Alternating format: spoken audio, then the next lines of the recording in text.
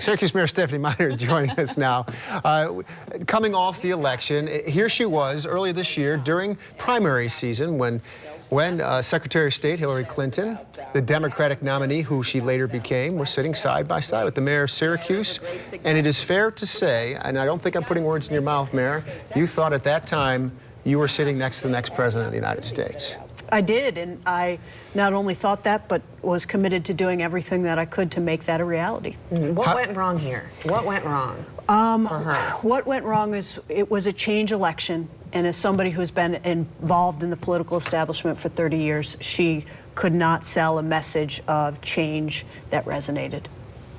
And what has your feeling been now? You have a little bit of time since 3 o'clock in the morning on Tuesday into Wednesday. Have you got a sense of you believe this is actually occurring yet? Is it still stunning? It is still stunning. It is, you know, it's the worst kind of loss. I've been involved in politics a long time. I've won, I've lost, but the worst kind of losses are when the stakes are really high and the margin of loss is really close. And, you know, it's kind of like in a Final Four basketball game. I don't mean to trivialize it at all, but would you rather lose by 2 points at the buzzer, or would you rather get blown out? And when you lose by 2 points at the buzzer, you tend to think back about everything. But so I'm adjusting to it and committed to continuing to be an advocate for the city of Syracuse, but allowing and supporting the new president-elect, giving him the time he needs. And again, he's our president. I want him to succeed.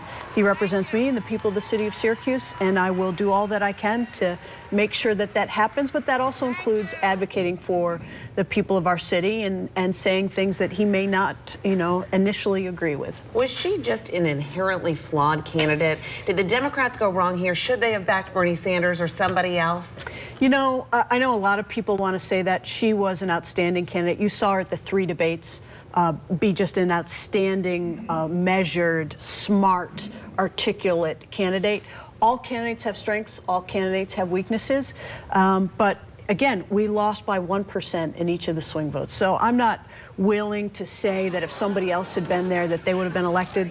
She raised the money necessary, she got the support needed, she got the early votes. We won Nevada, we won Virginia, we lost Florida by a percentage point, and we lost North Carolina by a percentage point. There's lots of trends that cause that.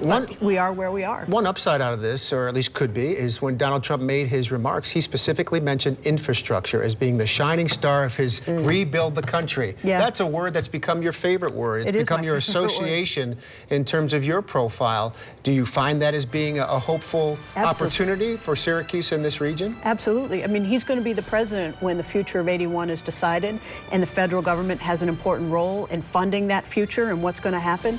And he takes great pride in calling himself a builder. So I think he will inherently understand, and he said the importance of infrastructure. He ran commercials about infrastructure. So I think that that's an area of agreement that we can find. All right, there's one. We have to go, but just quickly, greatest fear with Donald Trump and best hope for him? That the greatest fear is that he continues to allow a very negative, divisive dialogue that divides us as Americans and allows fear to overtake our population. And my greatest hope is that he rises to the challenge like other people have in that job. Okay. Thank you, Mayor Stephanie Miner. Thank you. Appreciate you coming in, sharing those thoughts. We want to head outside of the weather deck now.